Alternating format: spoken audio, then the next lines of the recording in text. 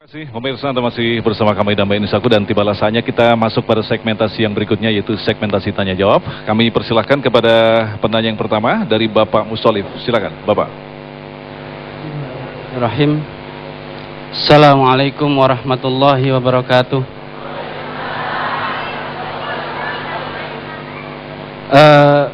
Tadi Ustadz sudah menjelaskan banyak tentang bahaya penyakit kebohongan ini. Artinya kita sebagai seorang muslim jangan sampai terjangkiti penyakit ini. Bapak mungkin bisa berdiri Pak, biar jelas ya. Bagaimana seharusnya seorang muslim itu membentengi diri agar terjauh dari penyakit kebohongan ini? Juga adakah doa khusus yang senantiasa harus kita panjatkan kepada Allah agar terhindar dari penyakit tersebut? Baik, terima kasih Ustadz Daud. Mungkin kita tampung dulu pertanyaannya. Pertanyaan yang keduanya dari Ibu Dedeh. Silakan Ibu.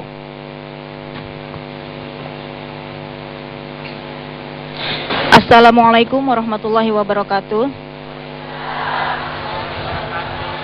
Ada satu pertanyaan dari saya Pak Ustadz. Bagaimana caranya menanamkan kejujuran sejak usia dini? Terima kasih. Wassalamualaikum warahmatullahi wabarakatuh. Ya, dan ada pertanyaan ketiga dari Twitter Ibu Yuli, ini untuk Kiai Daud Rashid. Bagaimanakah dengan profesi pengacara dalam membela kliennya? Kadang-kadang yang benar, yang salah tidak jelas di sini, yang penting dimenangkan. Oke, mungkin Kiai menjawab pertanyaan yang dari Ibu Yuli terlebih dahulu. Silakan Kiai. Iya, memang kadang-kadang ada profesi yang abu-abu, ya, yang halnya berkaitan dengan soal pembuktian kebenaran data dan sebagainya. Tetapi bagaimanapun itu juga pasti terpulang kepada mental manusianya. Jadi seorang pengacara yang punya akhlak yang baik atau mempunyai kepribadian yang tinggi, dia tidak akan mau melayani klien yang dia sendiri sudah punya mencium aroma bahwa di situ ada persoalan kebohongan dan manipulasi. Tetapi yang seperti ini sedikit atau tidak ada sama sekali. Jadi hadirin berbahagia, setiap muslim pasti saja ditanya, bertanggung jawab bahwa dia tidak boleh beralasan. Alasan mereka apa? Wah, ini kan profesi, saya bekerja profesional, siapa yang datang kepada saya sebagai klien saya harus bela. Tetapi kemana hati nuranimu?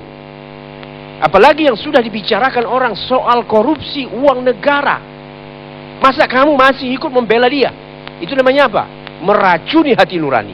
Dan memang betul, mereka-mereka ini ingin berdiri di atas dua kaki. Ya.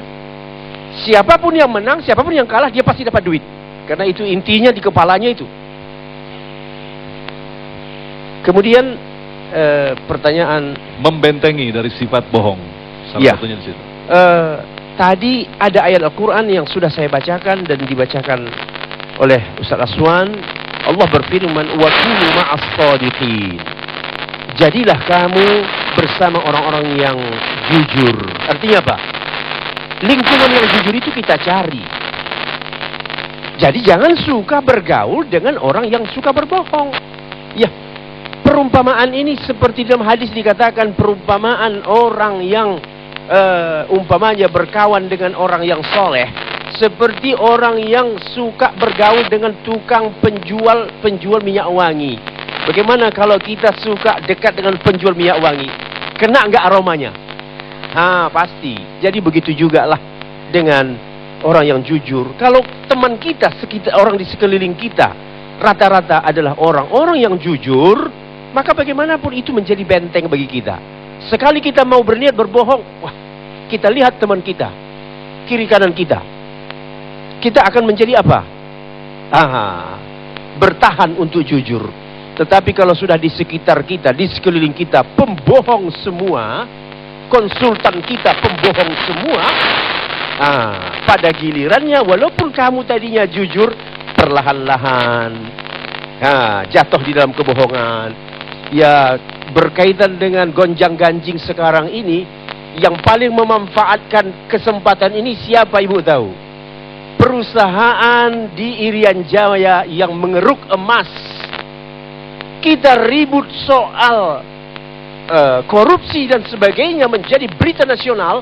Dia masuk dengan tenang memperpanjang kontraknya untuk sekian tahun. Yang sejak tahun 67 dia sudah beroperasi di Indonesia. Sekarang sudah berapa tahun? 48 tahun menguras kekayaan emas dari Irian Jaya, bagian dari negara Indonesia. Sekarang dia memperpanjang kontrak itu. Dia mengambil kesempatan di tengah orang lagi berkelahi, sibuk itu sini ya. Nah, jadi mereka ini, saya yakin juga ada sebuah kekuatan yang memanaskan di antara dua instansi ini, sehingga memanas dan mereka mengambil kesempatan untuk memperlancar kontraknya supaya tidak ada mata yang mengintip, tidak ada telinga yang mendengar. Tiba-tiba kontraknya sudah tanda-tangani, selesai persoalan. Baik, terima kasih Kiai Daud.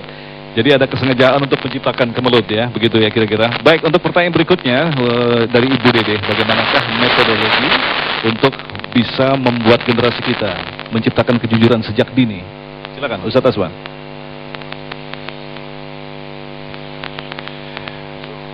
Pertanyaannya bagus, tapi jujur saya juga bingung. Yang pasti satu hal saja, Al-Quran menerangkan Ku anfusakum wa ahlikum nara. Jaga dirimu dan jaga keluargamu dari api neraka. Allah Subhanahu wa ta'ala sudah menerangkan metode yang paling jitu. Yang pertama yang harus kita perhatikan itu adalah diri kita dulu. Di dalam ilmu pendidikan, bahkan di dalam kitab tarbiyah, ketika ada orang tua melakukan satu perbuatan, sungguh dia on recording oleh anak-anaknya, sedang direkam oleh anak-anaknya, sedang diperhatikan oleh anak-anaknya, sedang dicatat di dalam memorinya. Kita jujur, apa yang kita lihat dari orang tua kita 30 tahun lalu, 20 tahun, 40 tahun masih ada kan? Itulah yang tertanam.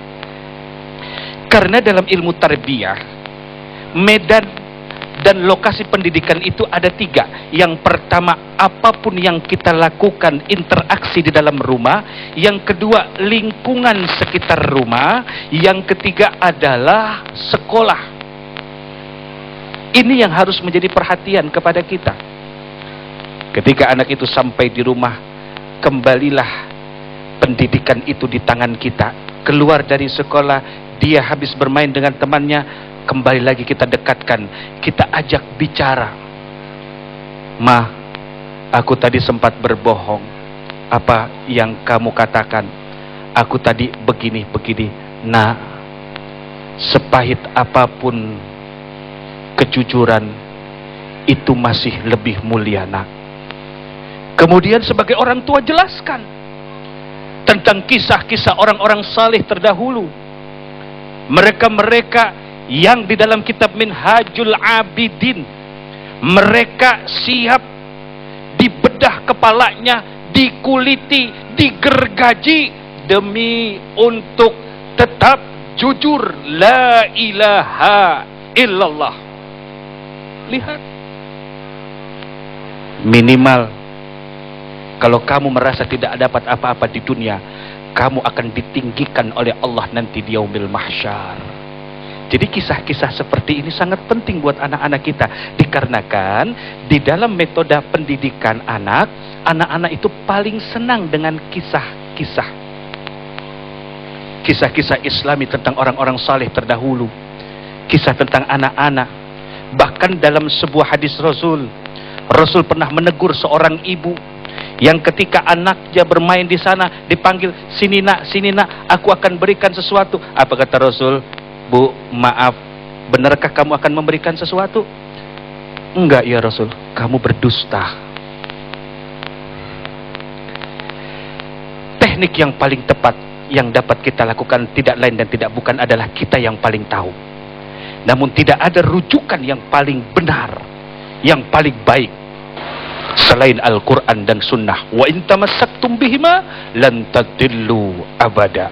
Jika engkau berpegang teguh, ibarat engkau gigit dengan gigi geraham, maka demi Allah engkau tidak akan pernah tersesat.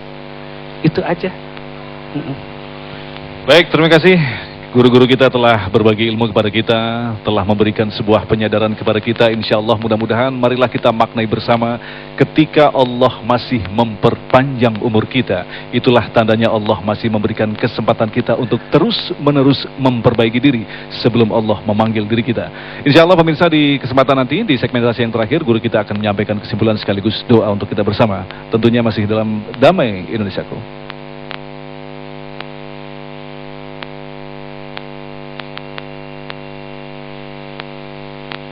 إنما يفتري الكذب الذين لا يؤمنون بآيات الله وأولئك هم الكاذبون.